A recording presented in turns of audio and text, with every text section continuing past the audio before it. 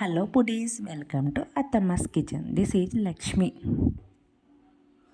ఈరోజు మన రెసిపీ వచ్చి yummy spongy tasty gulab jamun. నోట్లో వేసుకుంటే కరిగిపోవలసిందే, తిన్నవారందరూ ఆహా అనవలసిందే.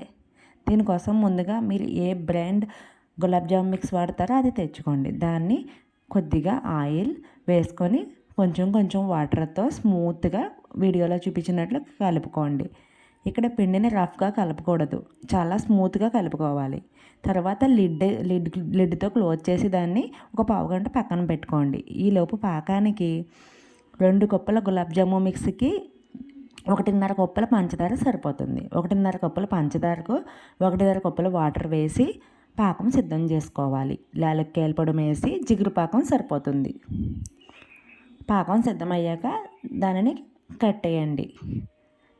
తర్వాత ఆ నానబెట్టిన పిండిని చిన్న చిన్న వండలుగా నెయ్యి రాసుకుని చేతులకి లేదా నూనె రాసుకుని చేసుకోవాలి.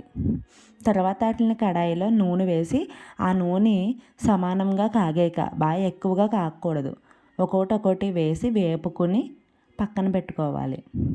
తర్వాత దీనిని ఆ పాకంలో వేసి అరగంట సేపు లిడ్ క్లోజ్ చేసి ఉంచి తయారవుతుంది మన యమ్మీ గులాబ్ జామున్. దీని టేస్ట్ అంతా పిండి స్మూత్గా కలపడంలోనే ఉంటుంది. మరి చపాతీ పిండిలాగా బాగా రఫ్గా కలపకూడదు, మరి చాలా స్మూత్గా కలుపుకోండి. ఆ పాకం బాగా తీగ పాకం అక్కర్లేదు, జిగురు పాకం వస్తే సరిపోతుంది. ఫ్లేమ్ ఆఫ్ చేసుకోవచ్చు.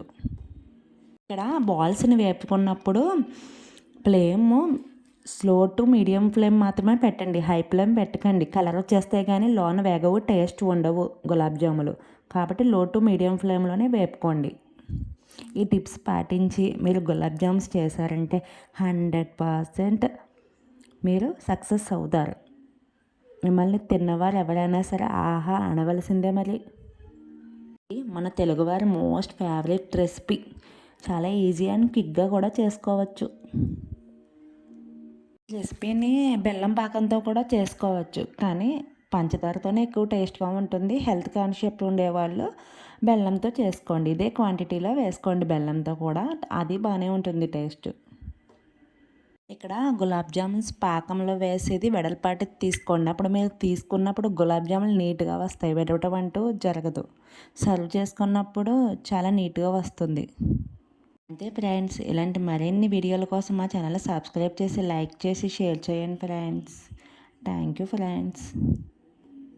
రెసిపీని మీరు కూడా ట్రై చేసి ఎలా వచ్చిందో మాకు కామెంట్స్లో తెలియజేయండి. ఏమైనా డౌట్స్ ఉంటే కామెంట్స్లో అడగండి ఫ్రెండ్స్.